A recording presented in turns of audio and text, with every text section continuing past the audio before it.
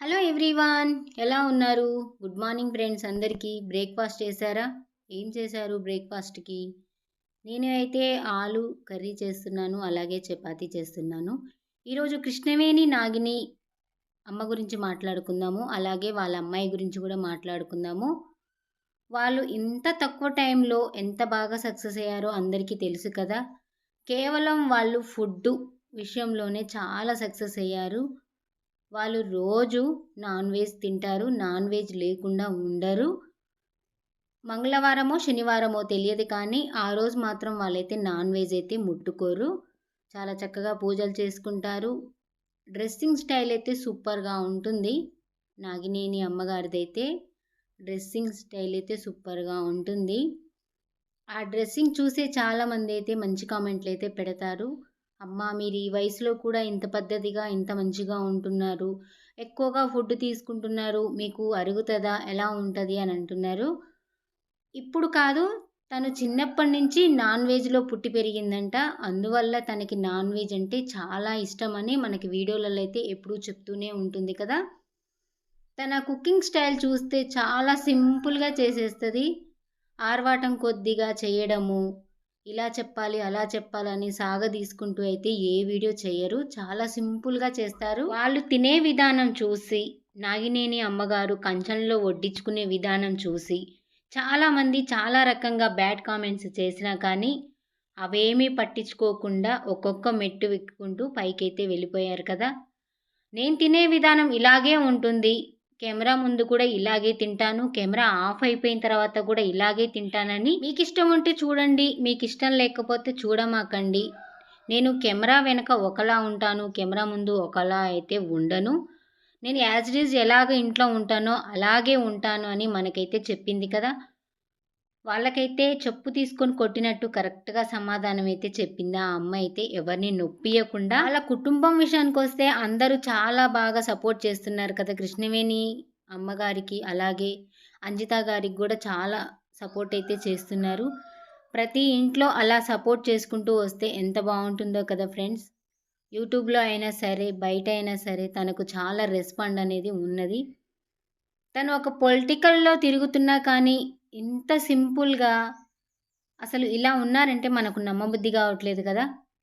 అదే రాజకీయాల్లో తిరిగే వాళ్ళకు ఎంత పొగరుంటుంది. వాళ్ళతో మాట్లాడాలన్నా, వాళ్ళకేదైనా కామెంట్ చేయాలన్నా చాలా భయంగా ఉంటుంది కదా!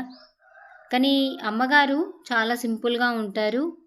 బీజేపీ పార్టీలో తిరుగుతారనుకుంటా. కృష్ణవేణి అమ్మ చూడ్డానికి పెద్దదిలా కనిపియకపోయినా, తన పిల్లలు చూసారా ఎంత పెద్దగా ఉన్నారో? అంజితాకైతే మ్యారేజ్ అయిపోయింది. పిల్లలు గూడా వచ్చేసారు. ఆ అమ్మకి మనవడు, మనవరాలున్నారంటే ఎవరైనా నమ్ముతారా? తనది చిన్న ఏజ్‌లోనే పెళ్లయిపోయింది. చిన్న వయసులోనే చాలా కష్టాలు పడ్డదని ఇంటర్వ్యూలో అయితే మనకు చెప్పింది కదా! ఏమీ తెలియని వయసులో పెళ్లి చేసుకొని, ఏమీ తెలియని ఊరికొచ్చి కాపురం పెట్టి, అక్కడ వసతులు సరిగ్గా లేకపోయినా కానీ అన్నీ ఓర్చుకొని, దిగమింగుకొని కష్టాలని, బాధలని ఈరోజు ఈ స్థాయిలో ఉందంటే మనకర్థం కావట్లేదు. ఎవరైనా సరే కొత్తగా పెళ్ళైన వాళ్ళైనా సరే, ఇప్పుడు ఉన్న పరిస్థితుల్లో ఉన్న వాళ్ళని సరే ఆ అమ్మని చూసైతే చాలా నేర్చుకోవచ్చు. వాళ్ళ జీవిత చరిత్ర అయితే చెప్పాలని ట్రై చేస్తుంది. కానీ మధ్యలో మధ్యలో అయితే వాళ్ళ హస్బెండ్ అయితే ఆపేస్తున్నాడు. కానీ చక్కగా చెప్పేంత వరకు కూడా చాలా చక్కగా వివరించుకుంటూ చెప్తుంది. నేను డైలీ వాళ్ళ వీడియోస్ అయితే చూస్తాను. అంజిత వీడియోస్ ఫస్ట్ చూశాను.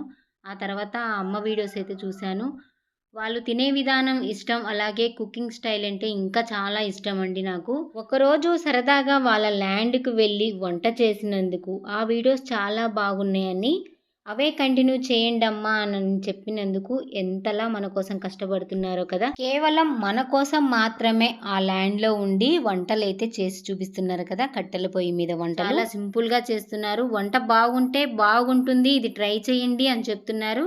బాగా లేకపోతే బాగాలేదు. ఇది ట్రై చేయొద్దు మీరని ముందే చెప్తుంది. యూట్యూబ్‌లో ఇంతవరకు ఎవరైనా అలా నిజాయితీగా చెప్పారా? మీరు చెప్పండి మనం మాట్లాడుకోవడానికైనా. ఈ వంట బాగుంది. ఇది ట్రై చేయండి. ఇది బాగోలేదు. ఇది ట్రై చేయొద్దని ఎవరైనా చెప్తున్నారా? చెప్పట్లేదు కదా! కానీ కృష్ణవేణి నాగిని అమ్మగారైతే వంట బాగుందంటే బాగుందనే చెప్తారు. ఆ బోటీ కర్రీ చూసారా? అసలు ఎంత బాగా చేస్తదో. బోటీ కర్రీ నేను ఫస్ట్ టైమ్ చూస్తున్నాను ఆ అమ్మ అలా చేయడము. ఇంతవరకు నేను ఎక్కడా చూడలేదు. ఎప్పుడు ఫంక్షన్స్‌కి వెళ్ళినా గానీ ఫ్రై చేయడము, లేదంటే గోంగూరలో వేసి ఉండడము, దోసకాయలో వేసి ఉండడమే చూశాను. కానీ ఇలా బోటీని కట్ చేసి అప్పటికప్పుడు కారం, ఉప్పు, మసాలా, నూనె అన్నీ పట్టించి డైరెక్ట్‌గా గ్యాస్ మీద పెట్టి సిమ్‌లో పెట్టి ఒక 1 అవర్ అయినా ఉడికిస్తారు. చాలా సింపుల్‌గా చేస్తారు. చూడ్డానికి కూడా చాలా బాగా అదిరిపోతుంది. టేస్ట్ ఇంకెంత బావుంటుందో ఏమో అనుకున్నాను. నేను కూడా ఒకసారి ట్రై చేశాను. చాలా అంటే చాలా బాగొచ్చింది. మా వారు ఎప్పుడు బోటీ తెచ్చినా కానీ ఎప్పుడు గొడవ పెట్టుకునేదాన్ని. దీన్ని మొత్తం క్లీన్ చేయాలి. ప్రాసెస్ పెద్దగా ఉంటుంది. తనకిష్టమని నేను అంత కష్టాన్ని అనుభవించుకుంటూ కూడా చేశాను. కానీ నాగిని అమ్మ వాళ్ళు చేసినప్పుడు వీడియోలైతే చూశాను. చాలా సింపుల్‌గా చేశారు. బోటీ క్లీనింగ్ చేయడం విధానమైనా, కుకింగ్ చేసే విధానమైనా చాలా సింపుల్‌గా చేశారు. చూస్తుంటేనే నోట్లో అయితే నీళ్లు ఊరిపోతాయి కదా మనకైతే.